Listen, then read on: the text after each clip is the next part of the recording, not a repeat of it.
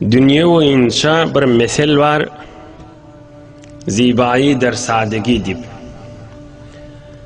İnsanın rahatligi, insanın cahilliği sadalıkta. İnsanın yürek hoşu, yürek cahilliği sadalıkta.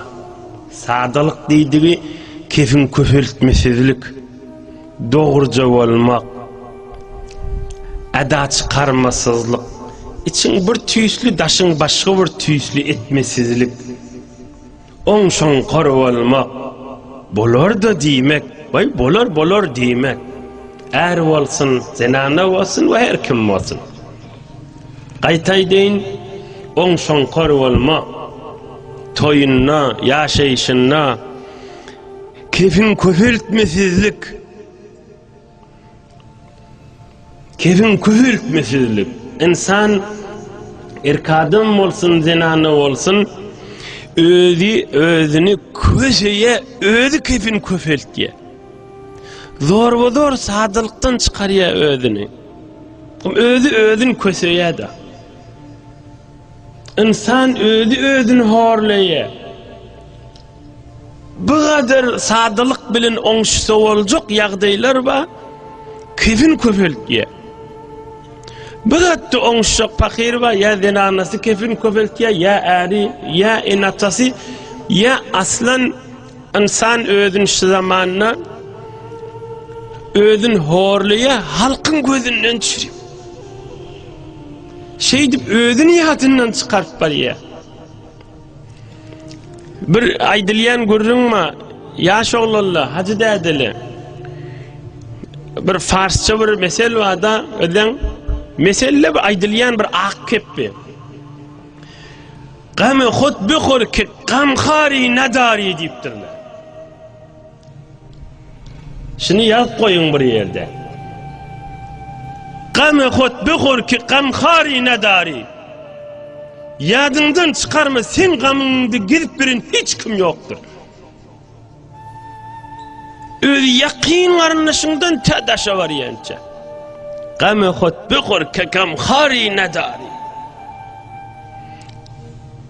Ne mulli? Gam-ı khud bikhur ki gamkhari nadari. Öz dünyan, öz ruhun, öz imanın, öz kabrın, öz kıyamadın, özün hesabın çek, sen gamını yiyen yoktur. Onun için yan namazda Allahümme salli ala Muhammed, Allahümme barik ala Muhammed'den sen evvel ne okuyan? Allahümme gfirli. En atandın önce özüne dua etmeli. Allahümme gfirli, Hudaya beni bağışla dedi. Ustadına dua etmeken özüne dua etmeli. Allahümme gfirli, Hudaya beni bağışla. Mehriban olacak, hem Müslümanlara dua edecek. Evvel özüne dua etmeli. Allahümme gfirli, ve li cemil müminin nimekan özüne dua etmeli. Allahümme gfirli, Hudaya evvel beni bağışla. Hudaya beni bağışla. Hudaya beni bağışla. Gam-ı khud bikhur ki gamkhari nadari. Sadılıktan çıkıp ya mal, ya oğulgil, ya oturun sendelin, ya makamın, ya postun, ya işin deyip de özünü yadından çıkarıp beyle kaşın, kıyamet meydanına kaşın geçip gidemeyi. Sadılık bir berekettir. Sadılık bir berekettir. Sadılık bir berekettir. Ohum insan inişke faydeyn, ohum enemel Hatice'nin gurrununa giyin.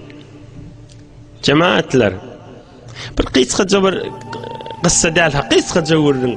Bir vakit bir adam benimle ahir ayrılacak vaktlarım içtik da, merid hal yatanmıştık. Ama bir adet hale geliptir, gözünü açıptır, görse oğlu, kıydı, doğulları, zenanası, hem biz ağlaşıp durun. Neme ağlayanız deyiptir. Oğlunu özleyiptir, oğul neme ağlayan? Dede sen gitsen biz yetim oluruz böyle.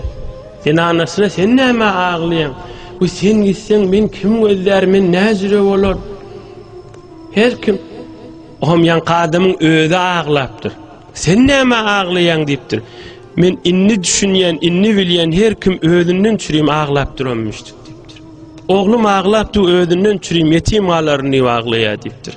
Zenanam aglapdy özünden çürüýüm aglap öti. Men boş bolsam kim meni gözler diýip aglap öti. Men özüm aglap öti. Men kıyamadym näme bolar diýip aglaýan diýipdir.